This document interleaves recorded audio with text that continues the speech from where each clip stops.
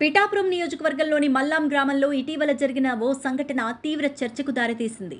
21వ శతాబ్దంలోనూ కుల వివక్ష కొనసాగుతోందా అనే ప్రశ్నలు ప్రజల్లో కలుగుతున్నాయి.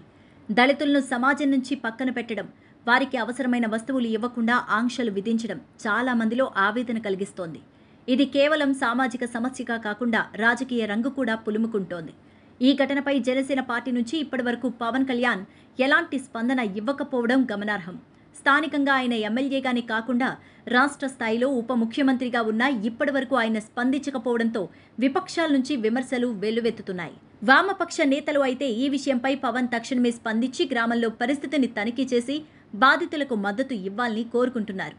జనసేన పిఠాపురం ఇన్ఛార్జి మాత్రం ఈ దుశ్చర్య వెనుక ఎవరో దుష్టశక్తులు ఉన్నారని చెబుతున్నారు. అయితే అలా చెబితే సరిపోదు. దుష్టశక్తులెవరో కనిపెట్టి వారిని చట్టం ముందు నిలబెట్టాల్సిన బాధ్యత ప్రభుత్వంపైనే ఉంది. ఇదిలా ఉంటే పిఠాపురం వైసీపీ ఇన్ఛార్జ్ వంగ గీత దళిత కుటుంబాలను పరామర్శించి వారికి మద్దతు తెలిపారు. వామపక్ష నేతలు కూడా గ్రామాన్ని సందర్శించి తమ సంఘీభావం తెలిపారు. ఇది ఎంత తీవ్రమైన సంఘటనగా ఉన్నా అధికార పక్షం నుంచి తగిన స్పందన లేకపోవడం వల్ల సమస్య మరింత పెద్దదవుతోంది. పవన్ కళ్యాణ్ ఇటీవలే అమరావతిలో 16వ ఆర్థిక సంఘం సమావేశానికి హాజరైన తర్వాత బయట కనిపించకపోవడం, కేబినెట్ సమావేశంలో జ్వరంతో బాధపడుతున్నారని వార్తలు రావడంతో ఆయన ప్రస్తుతం ఆరోగ్య సమస్యలతో విశ్రాంతి తీసుకుంటున్నట్టు తెలుస్తోంది.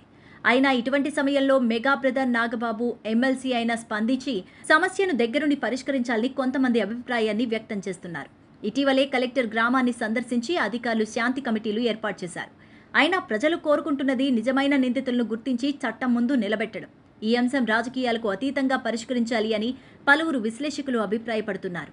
పవన్ కళ్యాణ్ స్పందించకపోవడం వల్ల ఆయనపై ఒత్తిడి పెరుగుతోంది. పరిస్థితిని చక్కబెట్టే బాధ్యత ఆయనపైనే ఉందని రాజకీయ, సామాజిక వర్గాలు స్పష్టంగా చెప్తున్నమాట. మరి ఇప్పుడు పవన్ ఈ విషయంలో ఎలా స్పందిస్తారు అనే విషయం చర్చనీయాంశంగా మారింది.